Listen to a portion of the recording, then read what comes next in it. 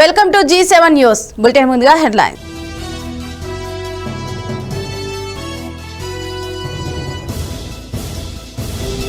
వినియోగం పెంచే దిశగా ఆక్వా హబ్ల ఏర్పాటు, యూనివర్సిటీ ఏర్పాటుపై దృష్టి పెట్టాలని సీఎం జగన్ ఆదేశం.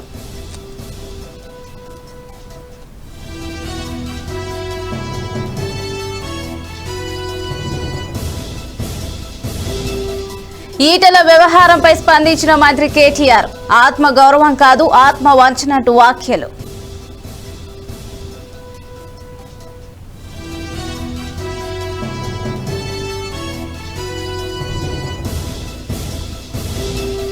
సర్కారు తీరుపై చంద్రబాబు విమర్శలు, కృష్ణా జిల్లాలో పరామర్శల బాట పట్టిన టీడీపీ అధినేత.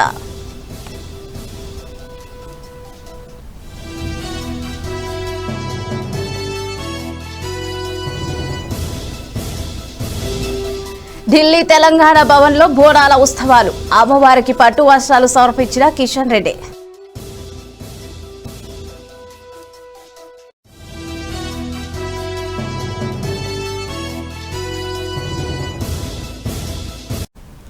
ఇక వివరాల్లోకి వెళ్తే, రాష్ట్రంలో వినియోగం పెంచే దిశగా ఆక్వా హబ్లను ఏర్పాటు చేస్తున్నామని ఏపీ సీఎం జగన్ వెల్లడించారు. ఆక్వా రైతులకు మంచి ధరలు అందాలనేది లక్ష్యమన్నారు ఆయన.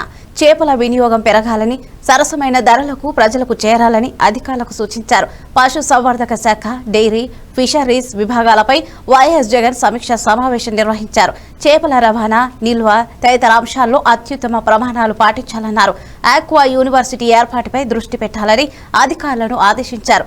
ఆక్వా ల్యాబ్స్ ను వినియోగించుకోవడంపై ప్రచారం, అవగాహన కల్పించాలని సీఎం జగన్ అధికారులకు సూచించారు.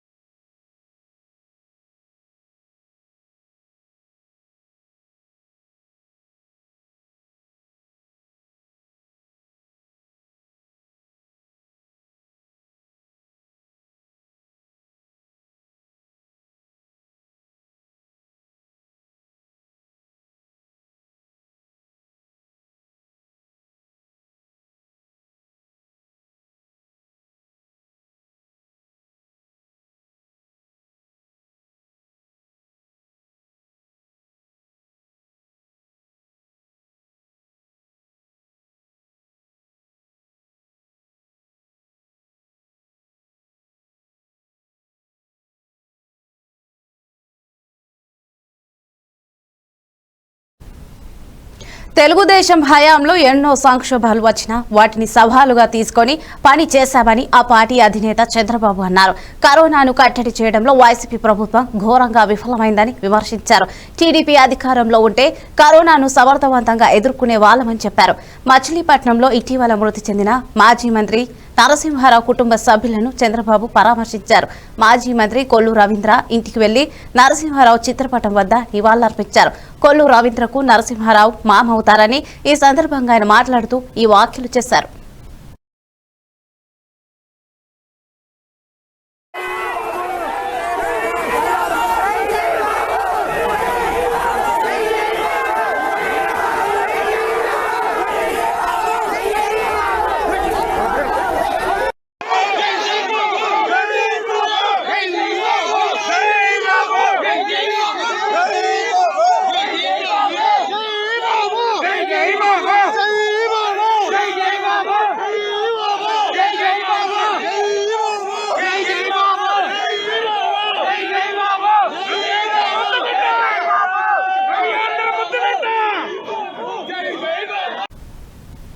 పార్లమెంటు సమావేశాల్లో స్టీల్ ప్లాంట్ విషయంలో కేంద్రంపై ఒత్తిడి తెస్తామని వైఎస్ఆర్ కాంగ్రెస్ ఎంపీ విజయసాయిరెడ్డి తెలిపారు.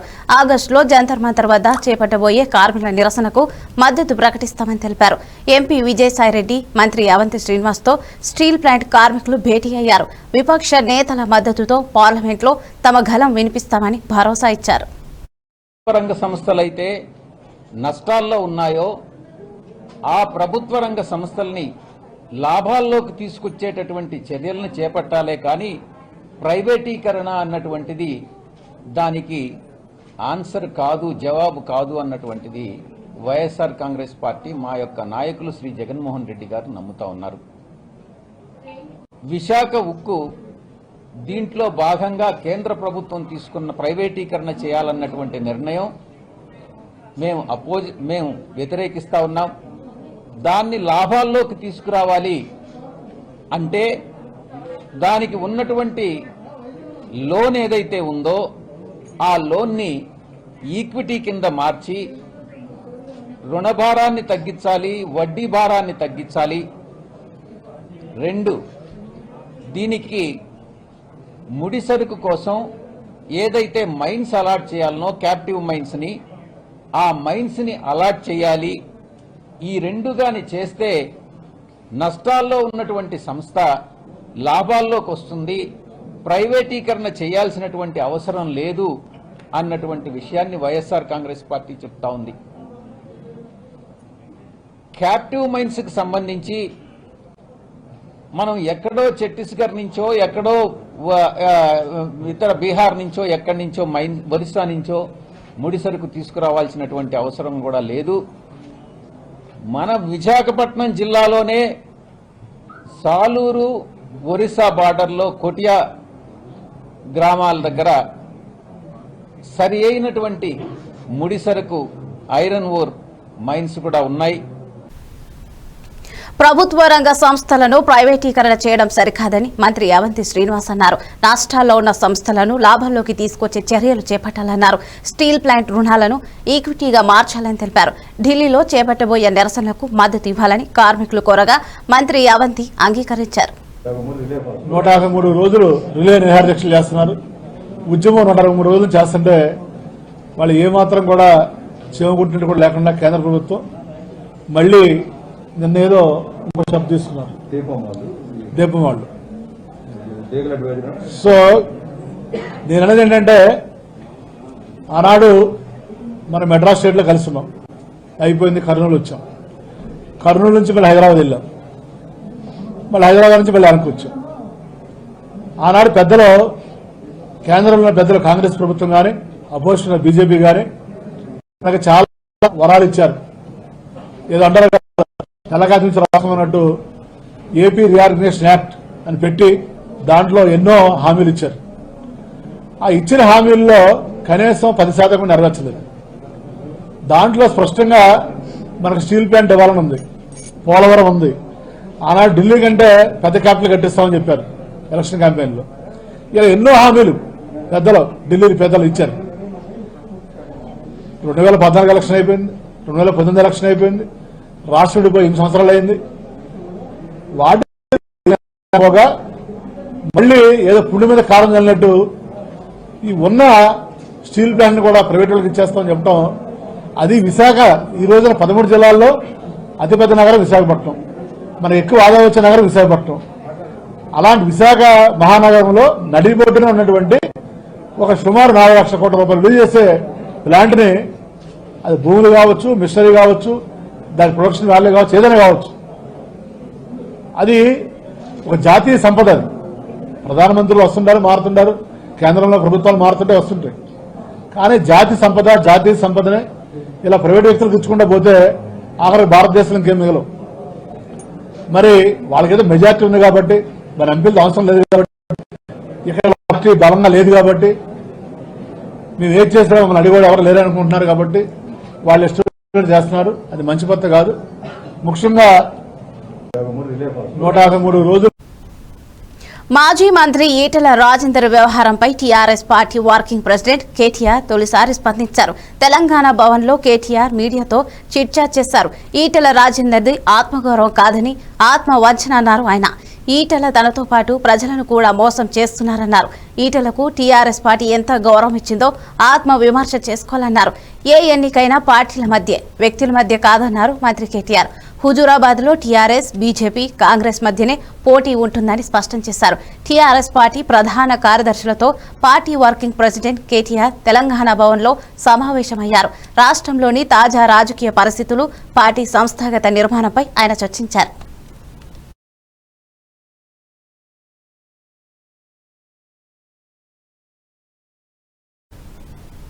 ఢిల్లీలోని తెలంగాణ భవన్లో లాల్ దర్వాజా సింహవాహిని మహంకాళి అమ్మవారి బోనాలు ఉత్సవాలు ఘనంగా జరిగాయి. ఈ సందర్భంగా కేంద్ర పర్యాటక సాంస్కృతిక మంత్రి కిషన్ రెడ్డి ఉత్సవాలకు హాజరై అమ్మవారికి పట్టు వస్త్రాలు సమర్పించారు. అనంతరం అమ్మవారికి ప్రత్యేక పూజలు నిర్వహించారు. ఆయన మాట్లాడుతూ కోవిడ్ నిబంధనకు అనుగుణంగా ఢిల్లీలో బోనాల ఉత్సవాలు నిర్వహించారు. కాగా 7 సంవత్సరాలుగా ఢిల్లీలోని తెలంగాణ భవన్లో మహంకాళి అమ్మవారి బోనాల ఉత్సవాలను ఆలయ కమిటీ నిర్వహిస్తూ వస్తుంది. బోనాల పండుగను కేంద్ర ప్రభుత్వ ప్రముఖ పండుగలలో జాబితాలో చేర్చేలా కృషి చేస్తానని మంత్రి కిషన్ రెడ్డి వెల్లడించారు. కరోనా మహమ్మారి నుంచి విముక్తి లభించాలని, కరోనాపై పోరులో ప్రతి ఒక్కరూ ఐక్యంగా ఉండాలని అమ్మవారిని ప్రార్థించినట్టు ఆయన తెలిపారు. ఓం నిత్యపుష్టాయ నమః, ఓం భామర్యే నమః, ఓం ఆదిత్యే నమః, ఓం దిత్యే నమః, ఓం దీప్తాయ నమః, ఓం మధుధార్యే నమః, ఓం మధుధారణ్యే నమః, ఓం గమనాయ నమః. తెలంగాణ రాష్ట్రంలో అందులో తెలంగాణ రాష్ట్ర భాగ్యనగరంలో వైభవంగా అమ్మవారి బోనాల పండుగను గత అనేక సంవత్సరాలుగా నిర్వహిస్తూ వస్తా ఉన్నాం. గతంలో గ్రామీణ ప్రాంతాలలో ఆయా గ్రామాలకు సంబంధించి ప్రజల ఆరోగ్యాలు కాపాడాలని, గ్రామీణ ప్రజలను రక్షించాలని తరతరాలుగా ఈ యొక్క బోనాల పండుగలు నిర్వహించి అమ్మవారిని రక్షణ కోరేటువంటి సాంప్రదాయము మన తెలంగాణ రాష్ట్రంలో ఉన్నది. ఈరోజు ఈ పండుగను అత్యంత వైభవంగా ఈ సంవత్సరం హైదరాబాద్ అబెట్స్ లోని ఎస్బీఐలో కాల్పుల కలకలం సృష్టించింది. సహా ఉద్యోగి సురేందర్ అనే వ్యక్తిపై సెక్యూరిటీ గార్డ్ సర్దార్ ఖాన్ కాల్పులు జరిపారు. సురేందర్ పై సెక్యూరిటీ గార్డ్ 3 రౌండ్లు కాల్పులు జరిపినట్టు అధికారులు తెలిపారు.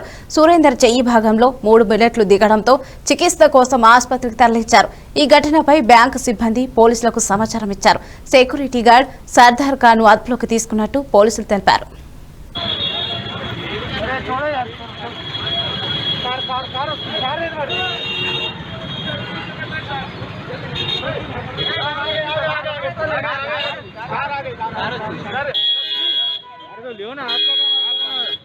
हम थोड़ा डिस्टर्ब कर रहे हैं आपको। कैसा हुआ सर ये? हाँ मैडम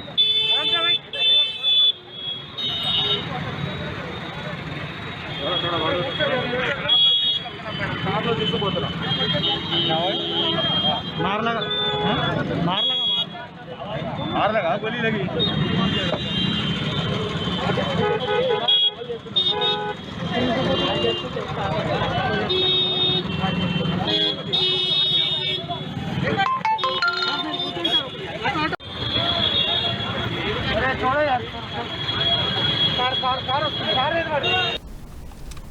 మంత్రి బుగ్గన కట్టుకథలు పిట్టకథలు చెప్పడం మానేసి ఏ ప్రభుత్వ హయాంలో ఎంత సంక్షేమం అభివృద్ధి జరిగాయో వివరిస్తూ శ్వేతపత్ర విడుదల చేయాలని టీడీపీ ఎమ్మెల్సీ అశోక్ బాబు డిమాండ్ చేశారు. అలాగే క్యాపిటల్ ఎక్స్పెండిచర్ కు ఈ 2 ఏళ్లలో పెట్టిన ఖర్చుతో కూడా బహిర్గతం చేయాలన్నారు. ప్రభుత్వం చేసిన అప్పులు, ఇతర ప్రభుత్వ సంస్థలకు ఎంత మొత్తం అప్పులు, ప్రభుత్వం గ్యారంటీ ఉందనే వివరాలను కూడా బహిర్గతం చేయాలని ఆయన అన్నారు.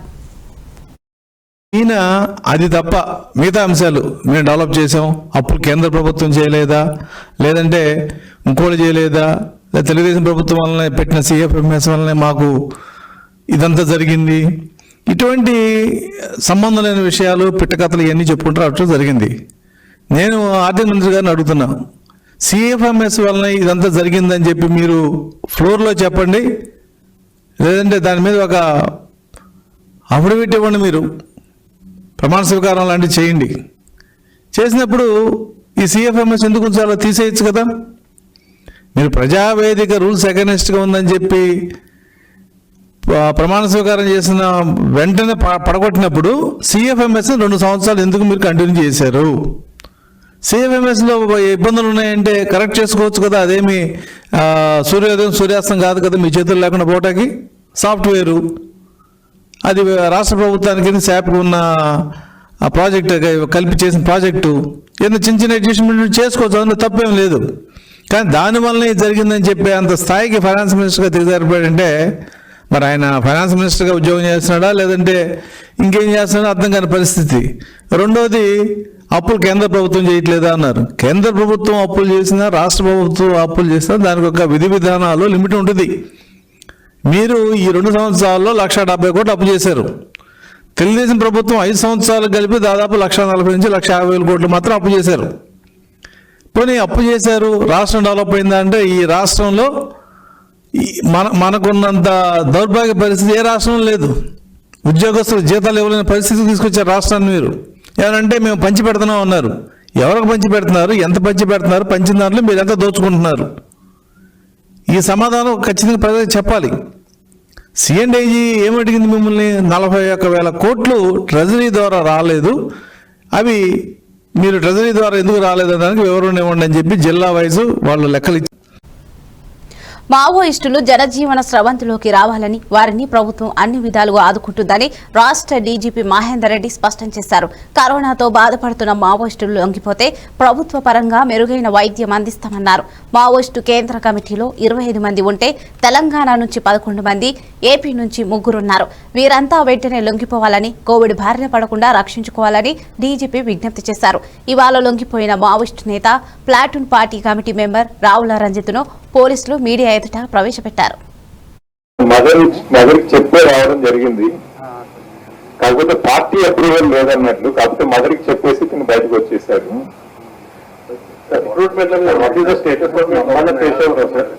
Is he also COVID positive? Because sometime back there were reports that he also contracted virus. Any number కేశ్వరా మనకు అట్లాంటి సమాచారం ఏం లేదు. We don't have any information about his being infected with COVID. ఇప్పుడు ఎంతమంది sir totally CC members who are still suffering with virus? ఇతనికి knowledge ఉన్నవారికి కొంతమందికి అనారోగ్యంతో ఉన్నారు అని చెప్తున్నారు, కానీ ఎంతమంది అనేది ఎగ్జాక్ట్ గా ఈ also is not aware. Because all the central committee members అంతా వీళ్ళు ఒక దగ్గరికి ఎప్పుడు రారు, డిఫరెంట్ ప్లేసెస్ లో ఉంటారు వాళ్ళు. కాబట్టి ఇతనికి నాలెడ్జ్ లో ఉన్నంత వరకు ఆ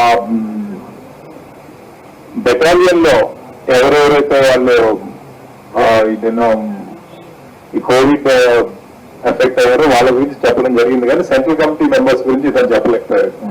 సార్ మీరు హరిభూషణ్ కన్ఫర్మ్ చేశారని అన్నారు కదా sir, what is the status of Sharada? Because Maoist party has given a statement saying that Sharada is alive and police information is wrong. According to him is she alive or not?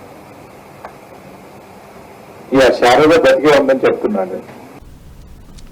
Mangalagiri నియోజకవర్గం గోడవరు గ్రామంలో పర్యటించారు TDP జాతీయ ప్రధాన కార్యదర్శి నారా లోకేష్. కరోనాతో పోరాడి కోలుకున్న గోడవరు గ్రామ సర్పంచ్ విశ్వనాథపల్లి శివకుమార్ కుటుంబాన్ని పరామర్శించారు నారా లోకేష్. గ్రామంలో కరోనాతో పోరాడి జయించిన గ్రామస్తులను పరామర్శించారు.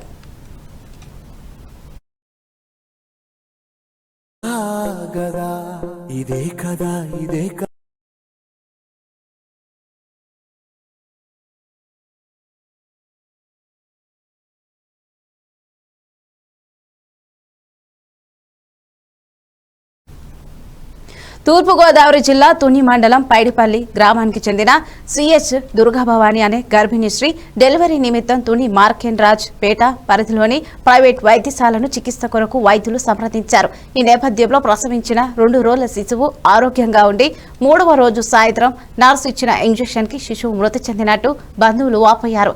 ఇదేమిటి అని అడిగితే వేరే ఆసుపత్రికి తీసుకుని వెళ్లమని చెప్పడం, వైద్యుల పట్ల నిర్లక్ష్య ధోరణికి తమ బిడ్డ మృతి బంధువులు కన్నీరు మిగిల్చిందే.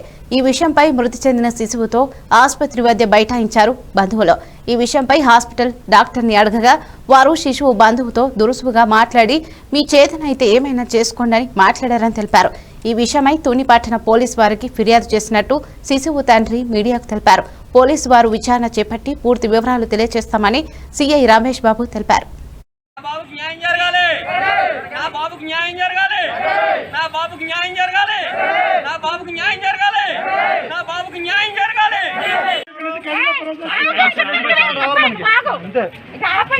నేను డాక్టర్ తిరుమలాదేవండి.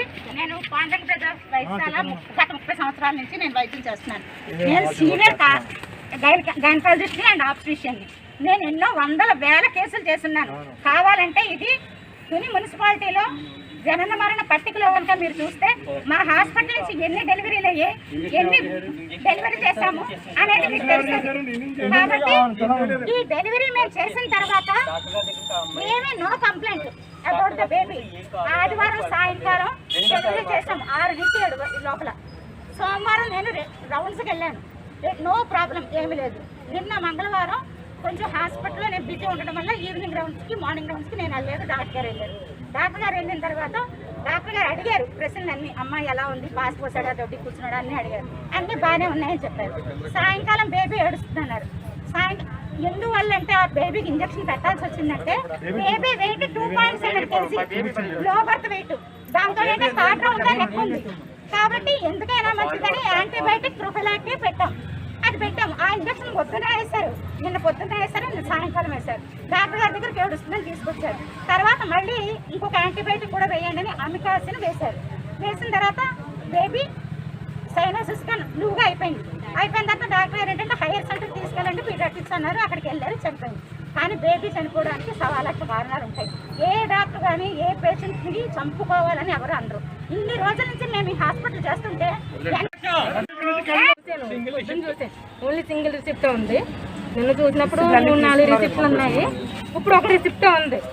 మిగతా రిసిప్ట్లు అన్ని సింపేశారు. ఆనవాళ్ళు కూడా ఉంటుందండి. నేను డాక్టర్ తిరుమలాదేవండి. నేను కేంద్ర ప్రభుత్వ ఉద్యోగులకు కేంద్ర మంత్రివర్గం శుభవార్త వినిపించింది. గత ఏడాది కాలంగా పెండింగ్ లో ఉన్న కరువు భత్య పెంపునకు కేంద్ర కేబినెట్ ఆమోదం తెలిపింది. ఈ మేరకు కేంద్ర కేబినెట్ తీసుకున్న నిర్ణయాలను కేంద్ర మంత్రి అనురాగ్ ఠాకూర్ మీడియాకు వెల్లడించారు.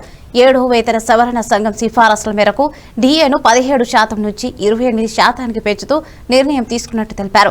ఈ పెంచిన డిఏ 2021 జూలై 1వ తేదీ నుంచి అమల్లోకి రానుంది. డిఏ కోసం గత కొద్ది నెలల నుంచి ఎదురుచూస్తున్న లక్షలాది మంది ఉద్యోగులకు కేంద్ర నిర్ణయం ఎంతో ఊరటనిచ్చింది. इसके माध्यम से वर्किंग कैपिटल पर इंटरेस्ट सबवेंशन भी दी जाएगी, जिससे और पशु रखने का उनको मौका मिलेगा। और इसके अलावा क्वालिटी ब्रीड्स मिले, पशुओं का टीकाकरण हो, लेकिन जो पशु रखते भी हैं उनको भी उसके लिए चिलिंग प्लांट्स हो, बल्क मिल्क कूलर हो, और प्रोसेसिंग के लिए जो इंफ्रास्ट्रक्चर बनाने की ज़रूरत पड़ती है उसमें भी बहुत मददगार साबित होगी। और क्वालिटी टेस्टिंग करने के लिए भी इसमें इक्विपमेंट दिए जाएंगे।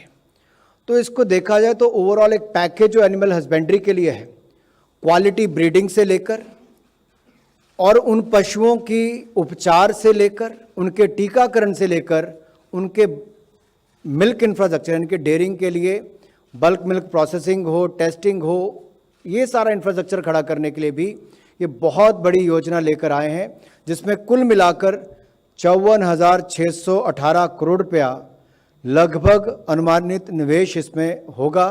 और इसमें केंद्र सरकार की ओर से व्यय जो होगा वो लगभग 9,800 करोड़ रुपये किया जाएगा। టోక్యోలో జరగనున్న ఒలింపిక్ క్రీడలకు ఎంపికైన రాష్ట్ర క్రీడాకారిణి స్ప్రింటర్ ద్యుతి చాంద్కు ప్రధానమంత్రి నరేంద్ర మోదీ శుభాకాంక్షలు తెలిపారు. ఈ మేరకు మీడియా కాన్ఫరెన్స్ లో ఆమెతో మాట్లాడి ఒలింపిక్ క్రీడల్లో పతకాలు సాధించి భారతదేశానికి వన్నె తేవాలని ఆకాంక్షించారు. ఈ నెల 23వ తేదీ నుంచి ఆగస్టు 8వ తేదీ వరకు టోక్యోలో ఒలింపిక్ క్రీడలు జరగనున్నాయి. ఒలింపిక్ క్రీడల్లో 100 మీటర్లు, 200 మీటర్ల పరుగు పందెంలో ద్యుతి చాంద్ పాల్గొంటుంది.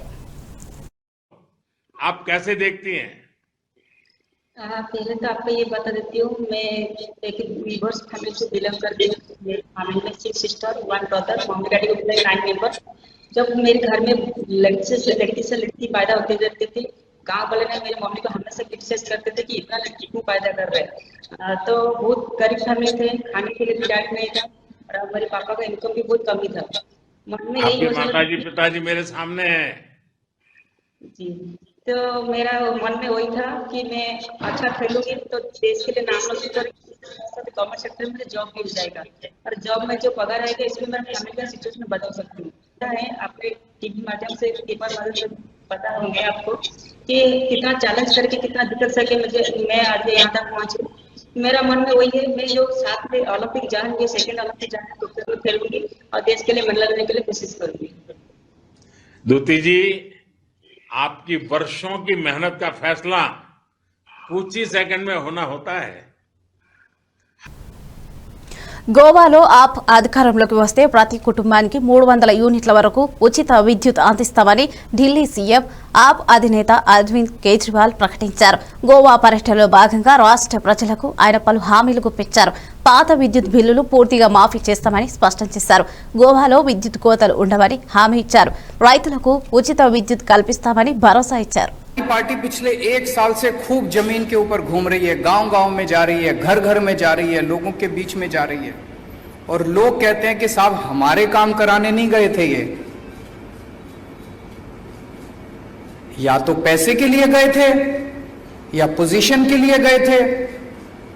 लोग पूछ रहे हैं, हमने के लोगों के साथ हुआ, दोनों पार्टियों ने किया और उन एमएलएज ने किया। आई थिंक हमने लोगों की दुखती रग को छेड़ दिया है। वादा कर रहे हैं कि इस बार दोनों पार्टियों को भी और एमएलएज को भी हम वोट नहीं देंगे, इनको मजा चखाएंगे। किस तरह इन दोनों पार्टियों को लात मार के एक क्लीन पॉलिटिक्स को, नई किस्म की पॉलिटिक्स को दिल्ली के अंदर जन्म दिया। तो गोवा के लोग पूछ रहे हैं कि अगर दिल्ली में बिजली फ्री मिल सकती है तो गोवा में क्यों नहीं मिल सकती? अगर दिल्ली में बिजली 24 घंटे मिल सकती है तो गोवा में पावर कट क्यों लगते हैं? अगर బులెటిన్ ముగించే ముందు హెడ్లైన్స్ మరోసారి.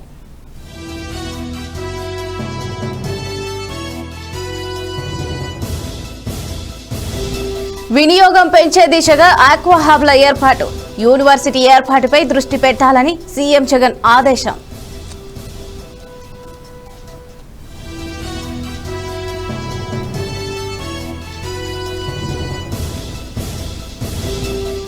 ఈటెల వ్యవహారంపై స్పందించిన మంత్రి కేటీఆర్, ఆత్మ గౌరవం కాదు ఆత్మ వంచనంటూ వ్యాఖ్యలు.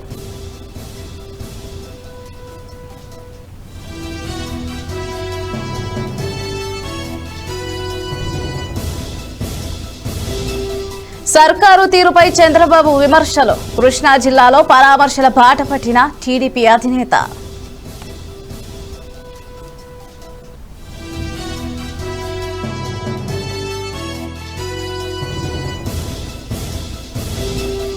ఢిల్లీ తెలంగాణ భవన్లో బోనాల ఉత్సవాలు, అమ్మవారికి పట్టు వస్త్రాలు సమర్పించిన కిషన్ రెడ్డి.